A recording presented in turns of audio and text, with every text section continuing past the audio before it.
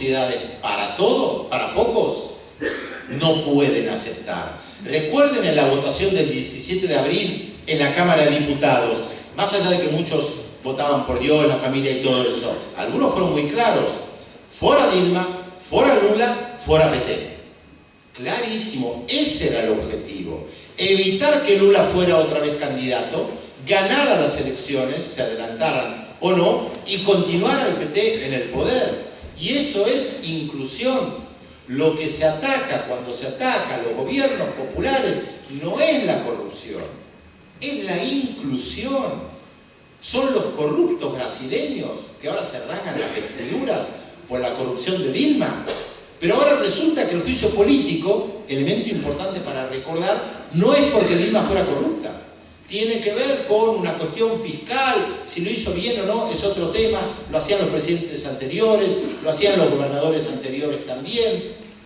Y ahora Fernando Enrique Cardoso, en las entrevistas que se le hacen después de la suspensión de Dilma, dice: no, Dilma no es ladrona. Primero tenía que renunciar y ahora que está suspendida, resulta que no es ladrona. Volviendo al caso concreto, asume Michel Temer como presidente interino y se continúa con una legalidad institucional. Como decía antes, esto representa un problema para nosotros como desafío intelectual, académico, político, cultural. Porque los mecanismos que utiliza hoy en día la derecha en América Latina han cambiado. Porque hay nuevas formas destituyentes, y a mí me parece que la palabra destituyente en este sentido es realmente interesante, y porque además lo que vislumbraba la corriente progresista de integración regional a través de nuevos mecanismos, lo que buscaba justamente era romper esta historia de desarrollo para pocos, que no se pudo terminar, pero que todavía tampoco ha terminado esta etapa. Digo que no se pudo terminar porque, por ejemplo, hay organismos que ni siquiera se pusieron en pie a funcionar, como el Banco del Sur.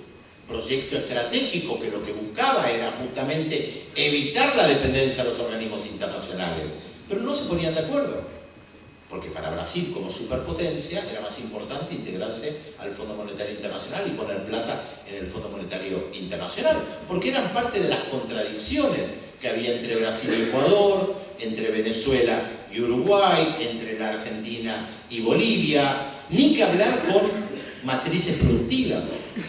Y esto también tiene que ver con las dificultades de los gobiernos progresistas. Es verdad, no es bueno depender del petróleo, o de la soja, o del cobre, o de lo que fuere. Ahora, también es verdad que con el caso de Venezuela, si uno tiene petróleo y el precio del petróleo sube, y gracias a eso puedo construir hospitales, poner dentistas, darle de comer a la gente, llevar adelante proyectos sociales para los más pobres, y eso implica retrasar la transformación de la matriz productiva, y hay que plantearse uno, ¿qué hago? Yo recuerdo haber hablado con una persona que trabajaba en Brasil cuando estaba el tema del Bolsa Familia y la necesidad de darle de comer a la gente, y yo le preguntaba, bueno, ¿pero qué pasa con las transformaciones productivas, algunas cosas más profundas? Y me decía: Pedro, hay que darle de comer a la gente. Eso no es fácil. Y es verdad. Es muy fácil plantear hay que cambiar la matriz productiva. Es muy difícil hacerlo. No es algo que se hace de la noche a la mañana. Necesita de inversión de mucho dinero, necesita de un Estado muy activo, pero que a su vez los sectores opositores que controlan gran parte de los medios de comunicación permanentemente demonizan. Entonces cuando el Estado interviene, lo demonizan. Cuando el Estado no interviene, dicen, ven, no hacen absolutamente nada. Y parece una trampa que no es dialéctica. Es real, porque estos gobiernos no saben muy bien qué hacer. ¿Los presionamos? ¿Les cobramos más impuestos o no? Si lo hacemos, nos dicen que los presionamos. Si no lo hacemos, no recaudamos. Si no recaudamos, no invertimos en infraestructura. Y después dicen, ven, no invierten en infraestructura. No es algo sencillo de resolver, más cuando se gobierna. Ahora bien, y con esto quiero cerrar por lo menos esta primera parte como para poder intercambiar ideas o dar paso a preguntas, reflexiones.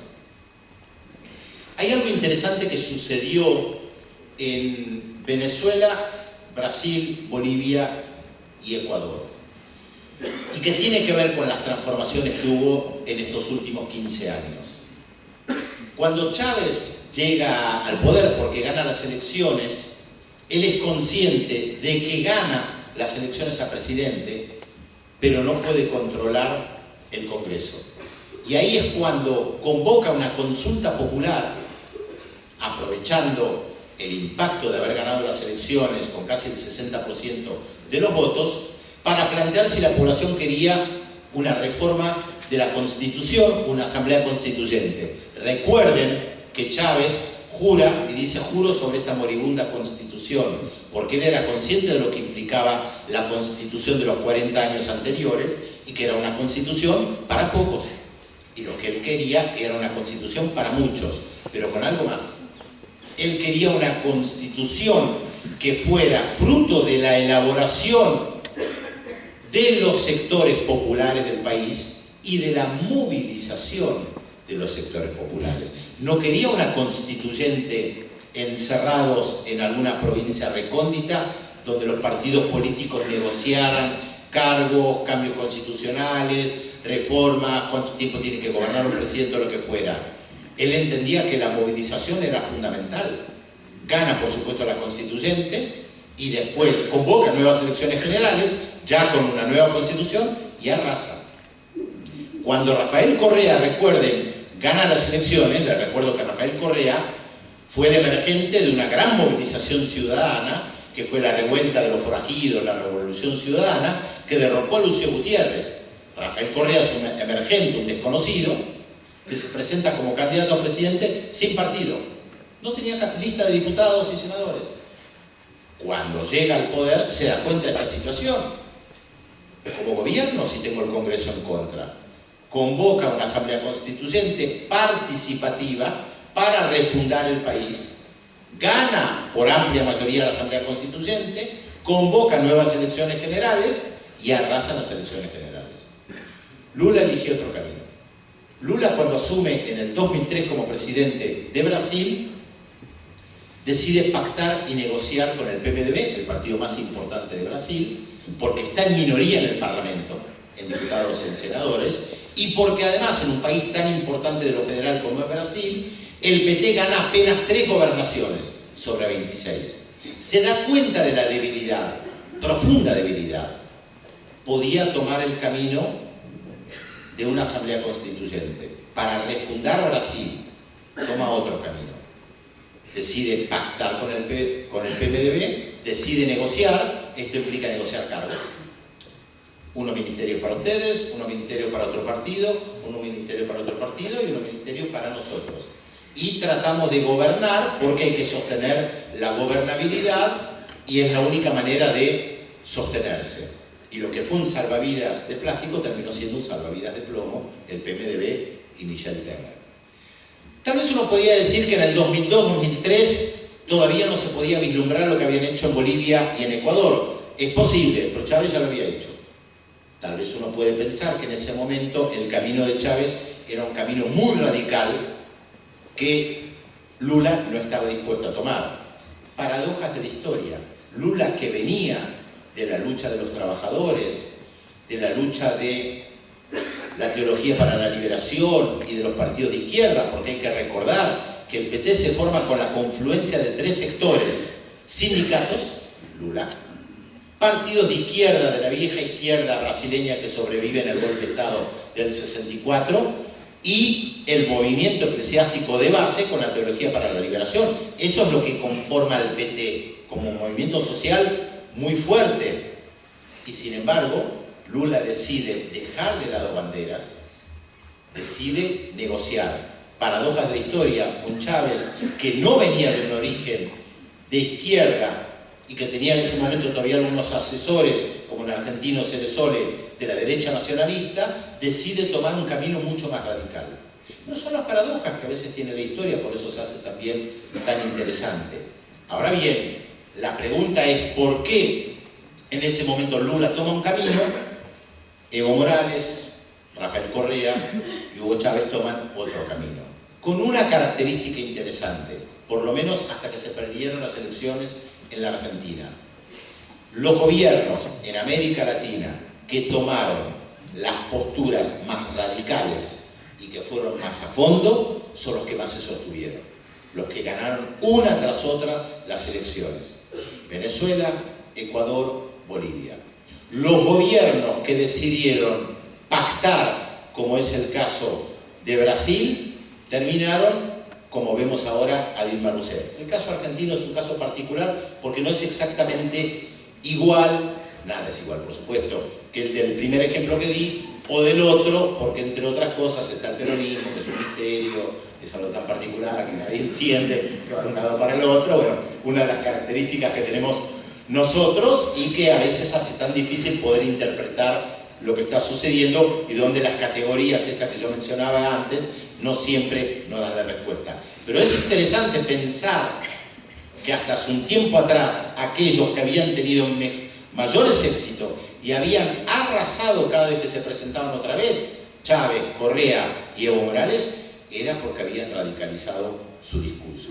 Y termino con algo que frente a la restauración conservadora el año pasado en un seminario que tuve la posibilidad de participar en Quito, estaban presentes Rafael Correa y Álvaro García Linera, los dos dijeron desde diferentes lugares.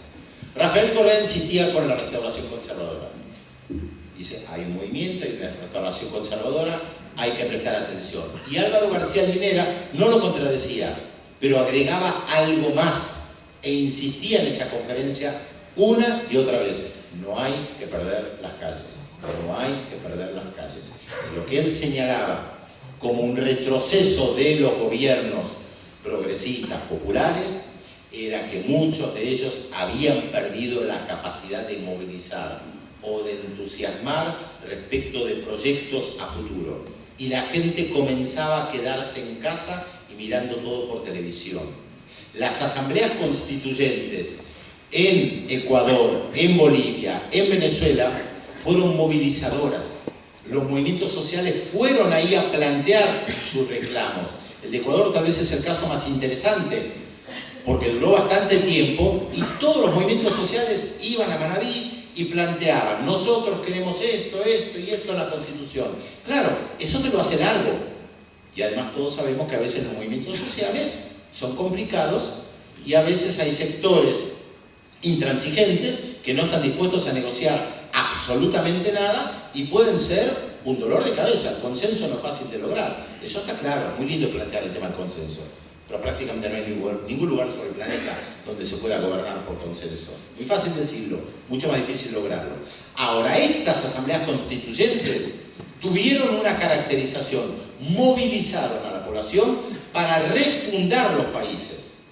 Los problemas que tiene ahora la oposición en Venezuela respecto al referéndum revocatorio es porque tienen un Tribunal Supremo de Justicia que blinda prácticamente cualquier cambio que quiera hacer la oposición, porque Chávez no era ningún tonto y sabía que en algún momento podía llegar a perder parte de la mayoría en la Asamblea Nacional. Tal vez él no pensó que podía perderla absolutamente y que la Asamblea Nacional estaría en manos de la oposición, pero hoy en manos de la oposición prácticamente no pueden hacer nada, porque están blindados, porque hay un Tribunal Supremo de Justicia muy criticado por Luis Almagro en su documento de la OEA, justamente por eso, porque blindaron prácticamente todo. Claro, la oposición protesta, porque no puede hacer prácticamente nada y dice es antidemocrático, pero es legal.